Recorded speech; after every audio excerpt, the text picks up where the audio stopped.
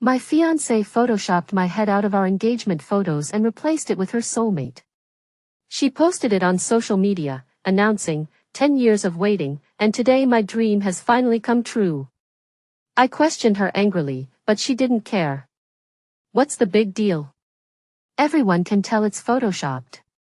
It's just a joke between friends, isn't it normal?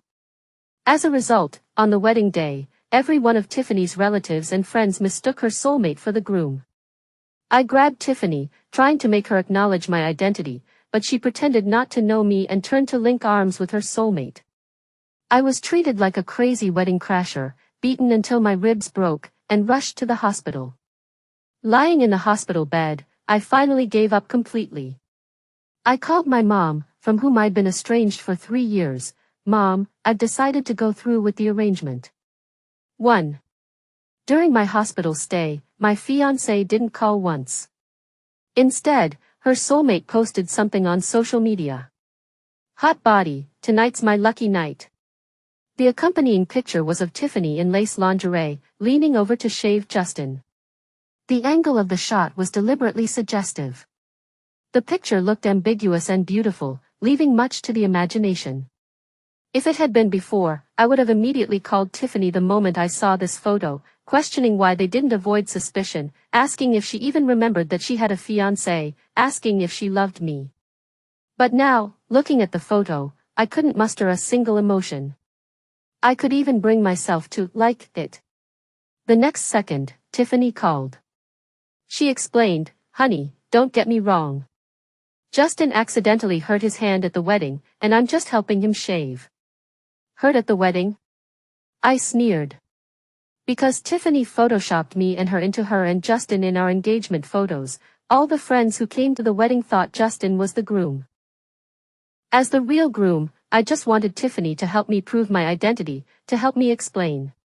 Tiffany said, "The groom is Justin, and he's just a doormat to me," which led to all of our relatives and friends attacking me, beating me black and blue.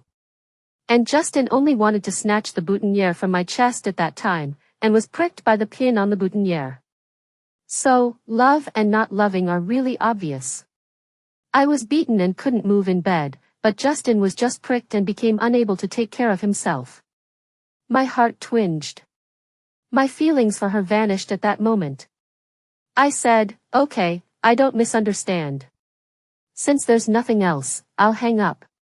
But Tiffany, as if afraid I wouldn't believe her, continued, "At the wedding, I just didn't want Justin to feel embarrassed after being mistaken for someone else, that's why I didn't clarify your identity. Don't mind it, okay? Let's redo the wedding, alright?" I listened to her quietly. She was afraid Justin would be embarrassed, but what about me? I don't care, and you don't need to explain.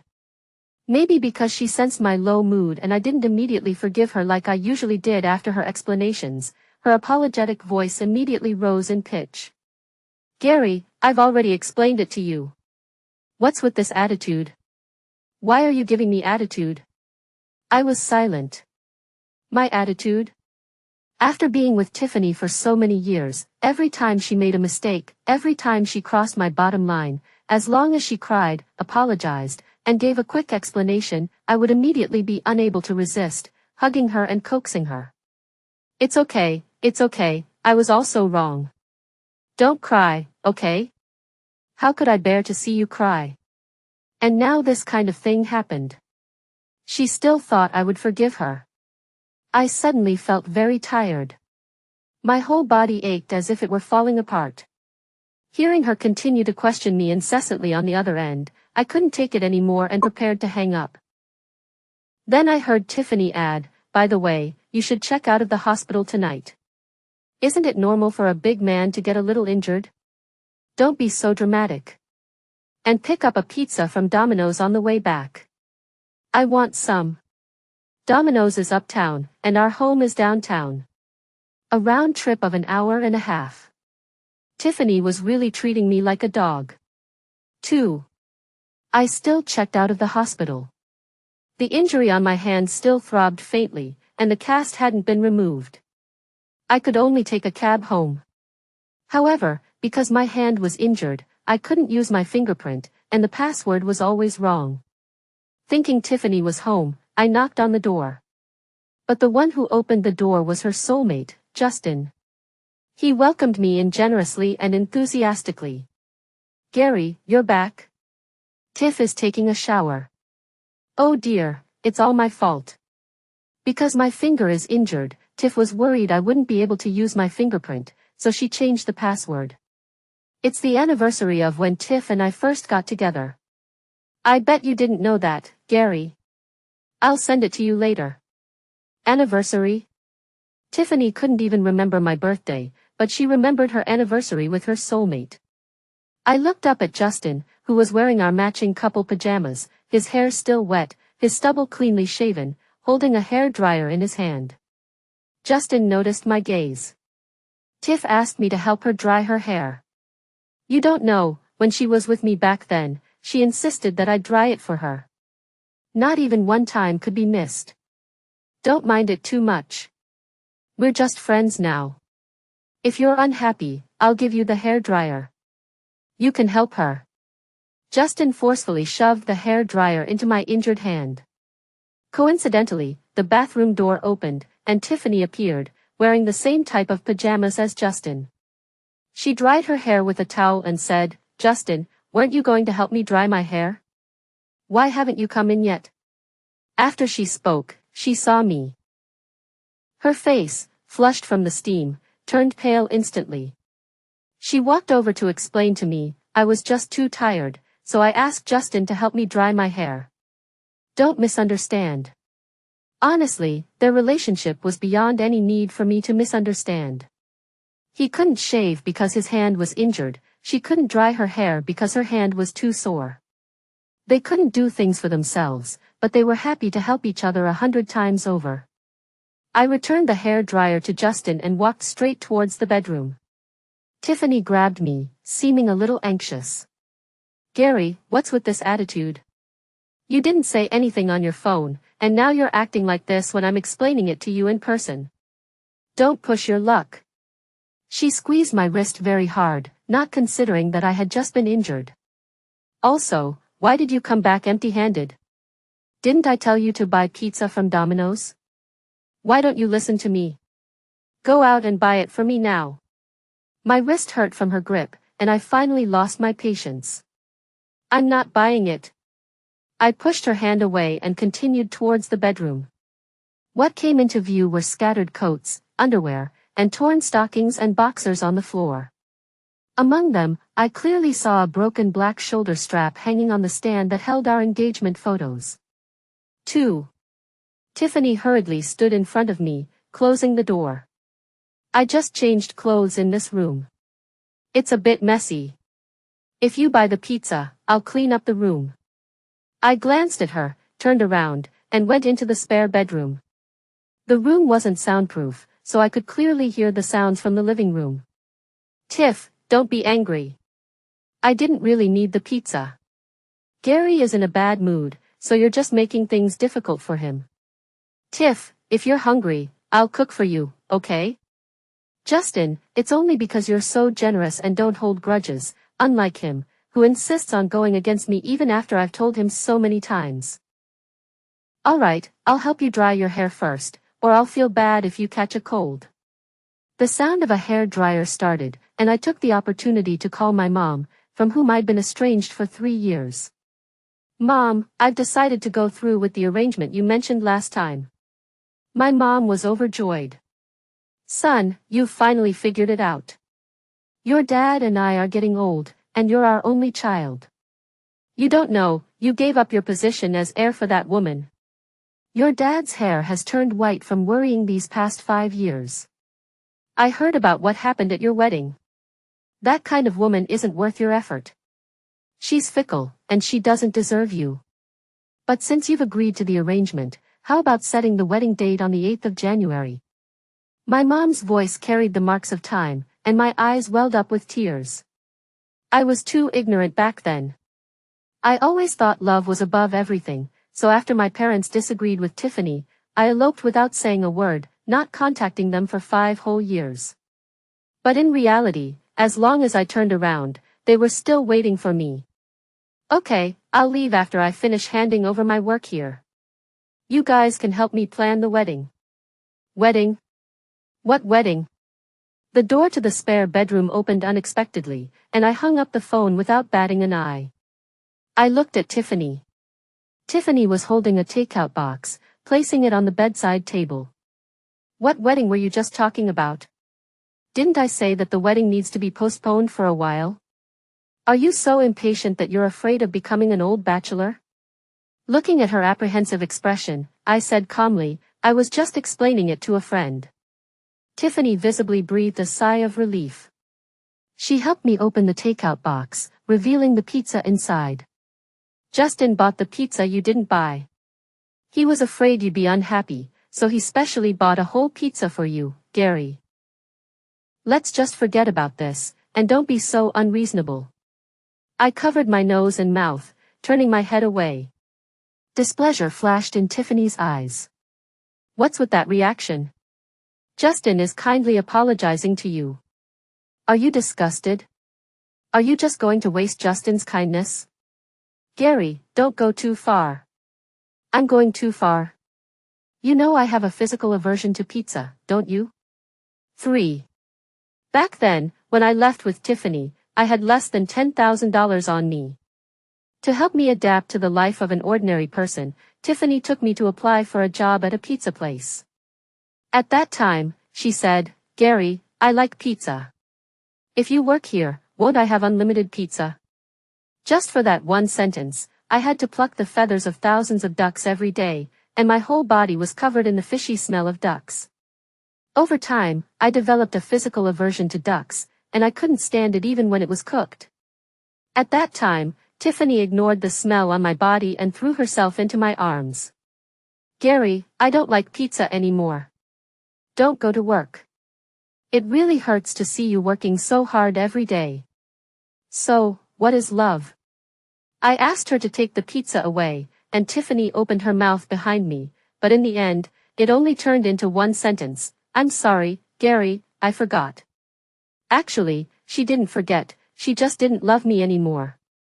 In the past, when I came home from work every day, she would wash my clothes and clean the house with air freshener, afraid that I would smell even a hint of the duck's odor. She would also wear a mascot costume in 40-degree heat to hand out flyers just to buy me a cake and give me a gift for my birthday. She even put on a grass ring woven with leaves and said with tears that she had accepted my proposal and would definitely marry her. The past can't be chased. I walked to the bed and took a deep breath, but the smell of pizza still wafted into my nose. I couldn't help but gag. Tiffany immediately retied the bag. Then what do you want to eat? I'll make it for you. I was just about to say no. The door to the spare bedroom was knocked on. Tiff, I knocked over the takeout box and burned my hand. Can you take me to the hospital? Hearing this, Tiffany immediately opened the door and looked at Justin with concern. How could you be so careless? It's all red. Your hands are so precious. You must not get scars. Before leaving, she remembered to leave me a message. Gary, I'll go to the hospital with Justin first. He plays the piano, so his hands can't be damaged. The door was slammed shut, and I looked at the silent room and the takeout box on the bedside table. After I recovered, I picked up the takeout box and went out to throw it away, just in time to see Tiffany at the elevator entrance, gently blowing on a small patch of Justin's reddened skin with both hands. The elevator chimed. They went in. A door separated two worlds. And completely separated me and her future. 4. Tiffany never came back. Justin never tired of sending me intimate photos of him and Tiffany. I silently blocked Justin's WeChat. I put an hourglass next to the calendar. This was a gift Tiffany had given me. She said that the hourglass could turn back time. So I was going to give her 3 chances to make amends. I agreed. The first time was the marriage certificate, the second time was the wedding, and the last time was just now. The opportunities were used up, and we should move on. There were 7 days left until the 8th of January. I submitted my resignation to the company. Linda, the team leader, valued me very much and asked me why it was so sudden. She was planning to promote me to deputy team leader. I told her, I'm going back to my hometown to get married. Linda was also at the wedding last time. She looked at me, hesitated, and finally patted me on the shoulder. Since you've decided to get married, then you should live a good life in the future. I knew she misunderstood. I lowered my head and was silent for a moment, then smiled at her. It's not with her. Linda was stunned, seeming relieved. It seemed that even outsiders could see that Tiffany wasn't suitable for me. You have to think carefully this time. I nodded. My parents introduced her to me. It won't be wrong. That's good, that's good. Remember to tell me when you get married. I'll give you a generous gift. I smiled. Okay, I'll definitely invite you to the banquet. Back at home, I circled a number on the calendar again. There were only 2 days left, and the hourglass next to it was slowly pouring sand. I called Nathan, my only good friend here. He was Tiffany's cousin and also our matchmaker. He and I went to the same university.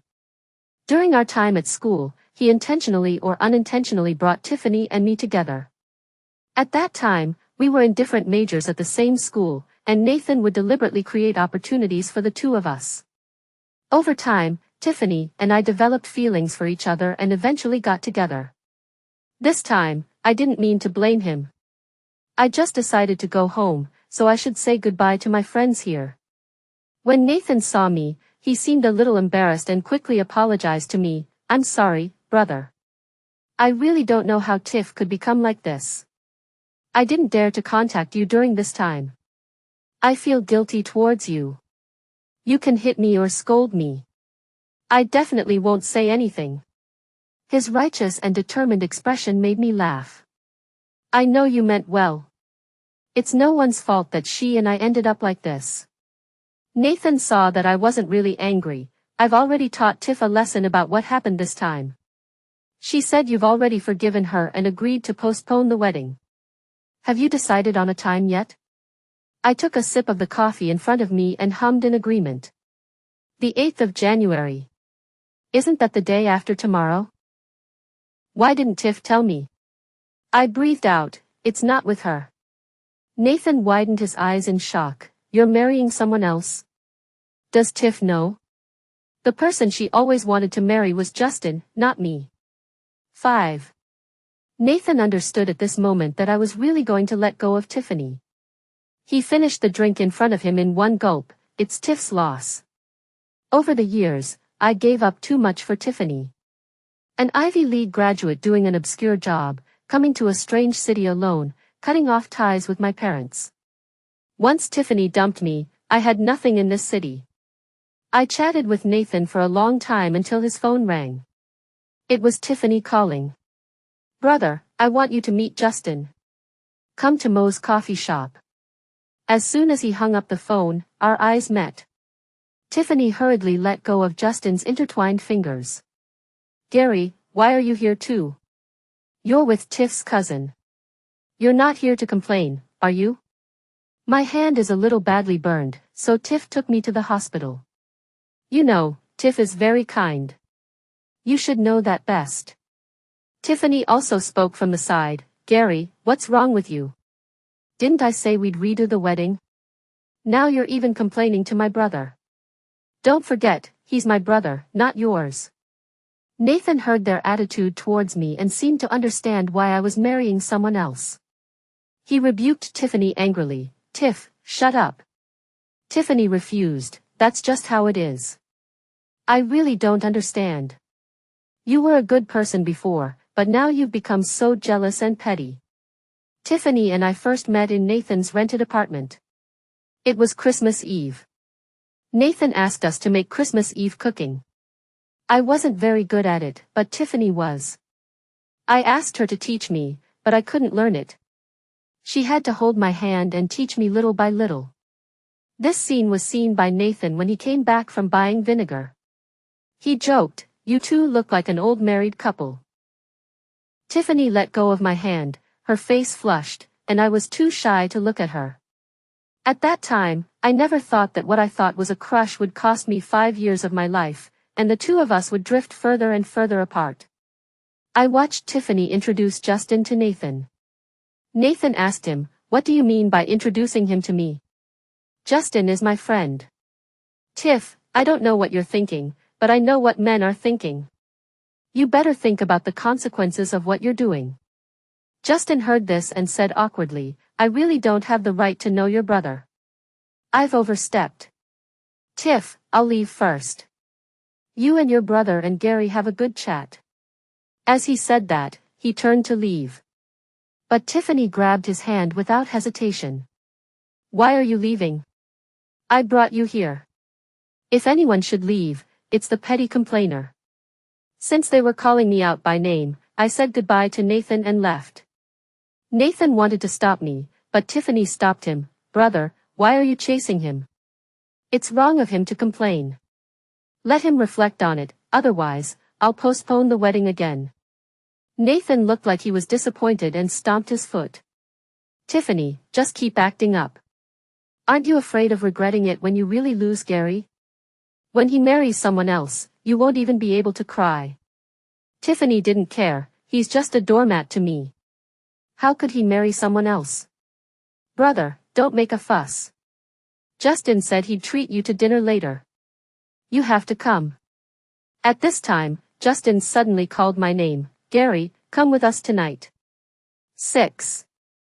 I returned home. This was my last day in this city. I started packing my luggage. Looking at the engagement photos of Tiffany and me all over the house, I tore off my part of them and threw them into the trash. There were gifts she had given me over the past 5 years, and the love locks that we had asked for together. There was also the religious medallion and 99 letters of hope that she had asked for after climbing to the top of a mountain when I was seriously ill. So many things. These old objects carried the memories of me and her. Every item represented a memory. Destroying one meant that my memories of her would cut me to pieces. In the past, we were really in love. All our friends said we were a match made in heaven. At that time, every compliment made me secretly happy, and she would hug me and say to everyone, "We asked for love locks, and God said we were a match made in heaven." At that time, I said, "What if I really changed my mind?" She would pretend to be angry and turn away, saying in a muffled voice, "Anyway, God already knows about our love. If you change your mind, God will definitely strike you with lightning." I also said, "Then you can find another boyfriend after I'm struck to death." "No, I don't want you to die." She hugged me, her eyes filled with tears. "I'll love you for the rest of my life. You can't leave me." I stroked her back. "Okay, I won't leave. I'll never leave you." But in the end, she was the one who left first. After packing everything, I saw 2 missed calls and countless messages. "Gary, if you don't come, then don't let my brother come either. Do you know how awkward Justin is? Come over now and apologize to Justin, do you hear me?" After reading the messages, I replied to her, "Tiffany, let's break up." 7. There was no reply. Tiffany didn't come home all night, and I didn't care where she went. Early the next morning, before I left, I received a call from Tiffany. "Gary, don't threaten me with a breakup. Do you know that because of your words, Justin fell when I was going back to find you last night? He's still in the hospital." As she said this, I could hear Justin's cries in the background. "Tiff, my leg hurts so much. Is my leg going to break? Tiff, I'm so scared. Can you hold my hand? Don't leave me." Tiffany seemed to be crying. "Okay, I won't leave you. I'm not going anywhere." These words overlapped with me and her from many years ago, and I smiled sadly. She used to be able to stay by my bedside all night when I was sick. We didn't have much money, so she would wash the handkerchief over and over again and put it on my forehead to cool me down, repeating it all night until she was so tired that she fell asleep on the head of the bed. But now that she didn't love me anymore, she could even blame something so illogical on me. I threw the hourglass into the trash. The last day came to an end. 5 years of feelings rushed back in an instant, and my heart ached for a moment. All the emotions and grievances poured out. I said, "Tiffany, the breakup is real. From now on, let's not meet again." At this moment, I still had to thank Tiffany for saying that we should have a common-law relationship. Otherwise, separating from her would have required a series of legal procedures. I pulled out my cell phone card and replaced it with a new one. I said goodbye to the wasted 5 years. 8. On the plane, I had a dream. In my dream, it was the first time Tiffany and I took a plane, the first time we eloped, the first time we ran away from my home. At that time, I was very sad, and Tiffany held my hand and told me sincerely, "Gary, you still have a home. From now on, I'll be your home." I woke up from my dream and arrived at my real home. At the exit, my dad was leaning on crutches, and my mom was supporting him. They both looked at me with tears in their eyes. My dad patted me on the shoulder. "It's good that you're back. It's good that you're back. Gary, can you stay with your mom and dad this time? Don't leave us again." I looked at their graying temples, hugged them tightly, and said in a hoarse voice that I wouldn't leave again. We went home together. After arriving home, my mom held my hand and looked me up and down. "Your dad and I saw the video of the beating at the wedding. If you hadn't said you were coming back, your dad and I would have gone to see you a long time ago. Gary, let Mom see if your injuries have healed." My dad was red-eyed on the side. "How old is the child? What are you doing?" Although he said that, my dad's eyes were also fixed on me, filled with heartache. No matter how old he is, he's still my child. Looking at my parents bickering and caring about me, I couldn't help but lower my head and cry. I didn't cry when I was beaten that day, and I didn't cry when Tiffany betrayed me. But now, my parents' love and the warm atmosphere made me lose control of my tears. Afraid that my parents would think I had suffered great grievances, I controlled my emotions and asked them, "Didn't you say I was coming back for an arranged marriage? How are the preparations going?" My parents knew that I was deliberately changing the subject and quickly wiped away their tears and said, "The wedding venue was all decorated by the bride. She said it was to give you a surprise." I hadn't even met the bride. Why would she go to so much trouble? Seeing my confusion, my mom pointed upstairs. "She left you something. If you're curious, you might as well go and see it. Maybe everything will become clear." I went upstairs and saw a photo album next to my pillow. I sat at my desk and opened the first page. The two names on it shocked me. Gary and Tammy. Then, various photos appeared. Baby photos at birth, at 1 year old, at 2 years old, learning to walk. At every stage, there was a round-faced, lovely girl next to me. She was always holding my hand tightly, her small body next to mine. My mind roared. A conversation rang out. "Little sister, you like taking pictures so much. It feels like you're going to take all the pictures of your life." The little girl, a head shorter than me, wagged her finger earnestly. "No, there are also engagement photos and wedding photos. Only after taking them does it count as a lifetime." I pinched her cheek and teased, "Thinking about getting married at such a young age?" She nodded in her baby voice, "Yes, so big brother, are you willing to take engagement photos with me?" I remember my answer at that time was, "Okay, big brother will wait for you to grow up and be with my little sister for a lifetime." So, could it be her? Just then, my phone rang. It was an unknown number. I answered and held it to my ear, and a very playful and sweet voice came from the other end. "Big brother, we're taking engagement photos tomorrow. 9. I had already tried on my suit. I was waiting on the sofa for Tammy to change into her wedding dress. Soon, a staff member came out of the dressing room, pulling the curtain open with both hands. "Mr. Gua, the bride is so beautiful, you must open your eyes wide." As soon as he finished speaking, the curtain was pulled open. Tammy appeared before me in a pure white, off-the-shoulder wedding dress. She really suited it, and she was really beautiful. When Tiffany and I got married, she also chose a similar wedding dress, but just as the staff member was about to pull open the curtain, Tiffany suddenly ran out of the bridal shop. I didn't understand why, and the staff stopped me from leaving, afraid that we would skip out on the bill. I paid the deposit and explained that my fiancé probably had some urgent matter. But the result was that Justin heard that Tiffany was heartbroken that I was trying on dresses, so he sent Tiffany a message saying he was leaving. Tiffany chased after her love in her wedding dress. In fact, I had noticed long ago that since Justin came back, Tiffany's friends had been looking at me with pity. They were all saying that this wedding would be difficult to pull off. Only I didn't believe it. I didn't believe that my 5-year relationship with Tiffany would really be defeated by a long-lost love. But in fact, I lost completely. Tammy waved her hand in front of me. "Why are you in a daze?" Coming back to my senses, I took her hand and exclaimed, "Because you are very beautiful." Tammy blushed, and I belatedly didn't dare to look at her either.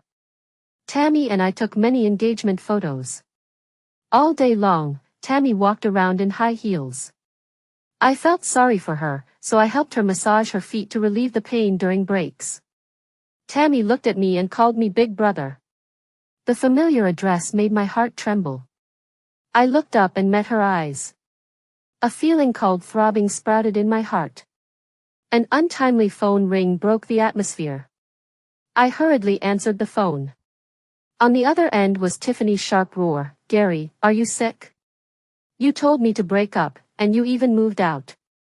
There should be a limit to playing hard to get, okay? Justin was hospitalized because of you. Is it so difficult for you to apologize?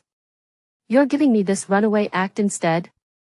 I give you an hour to get to the hospital, otherwise, don't even think about me marrying you again."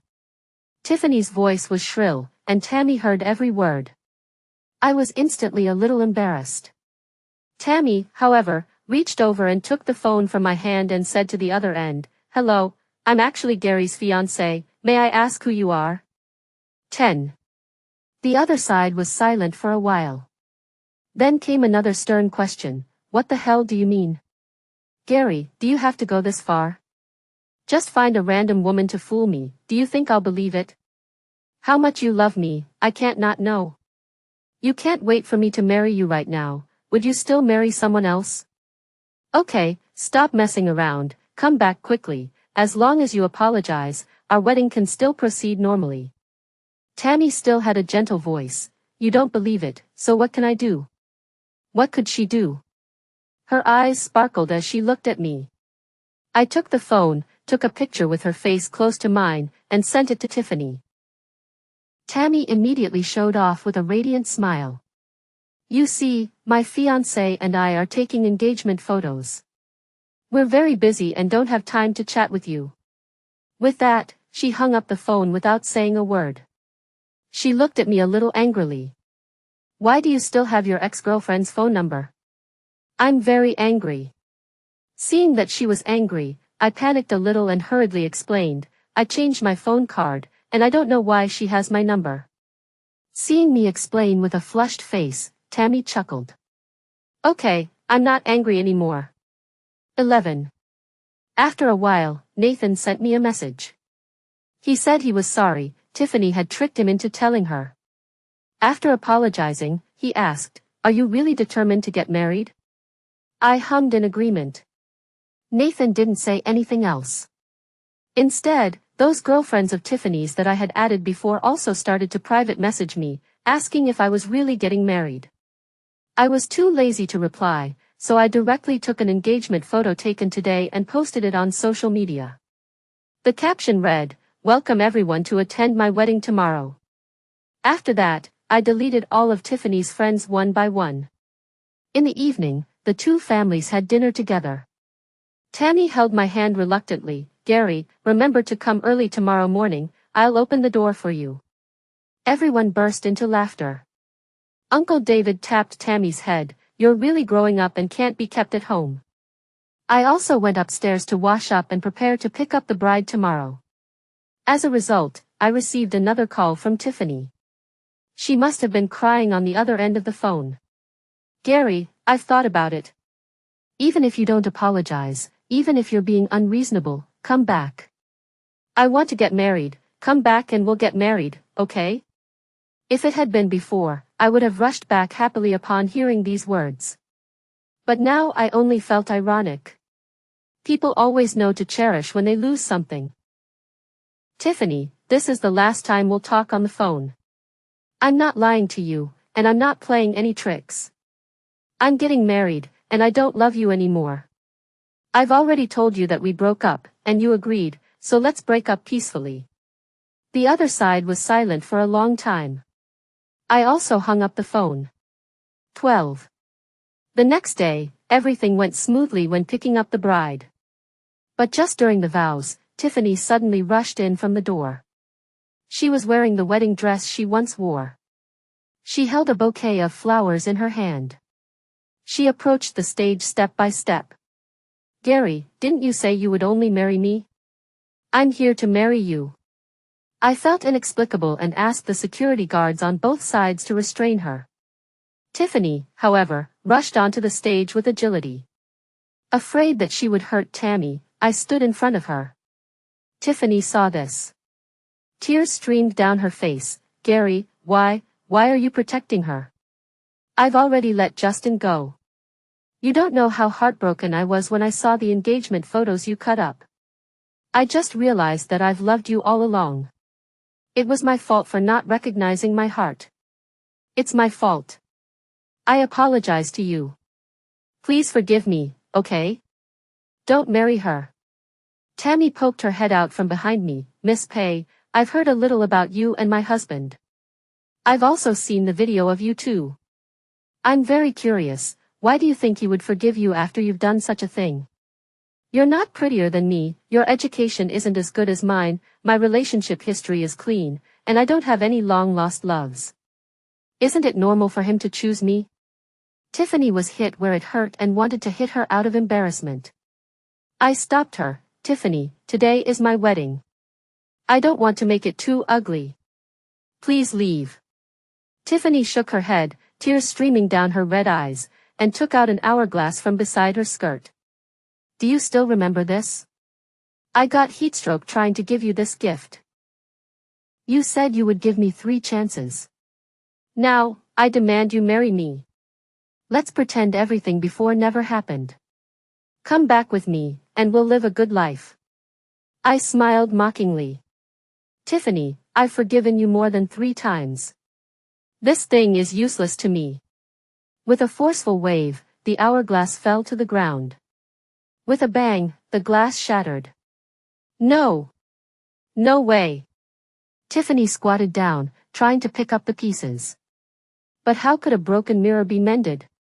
Once it's broken, it's broken. No matter what, it can't go back to the beginning.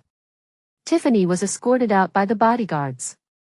Before leaving, she still shouted, Gary, you can't marry someone else, you can't marry someone else. The wedding proceeded as normal.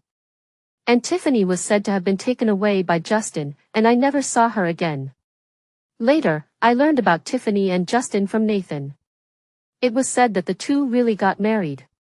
But Tiffany kept talking about me after marriage, and accidentally had a miscarriage while pregnant. Justin felt that Tiffany didn't want to have his child and imprisoned her in the house as a tool for reproduction. By the time Nathan and Tiffany's parents noticed something was wrong, Tiffany had already gone crazy. And Justin was in the police station for illegal imprisonment. Nathan sighed to me, if only we had known this would happen, why did we do it in the first place? I didn't express my opinion.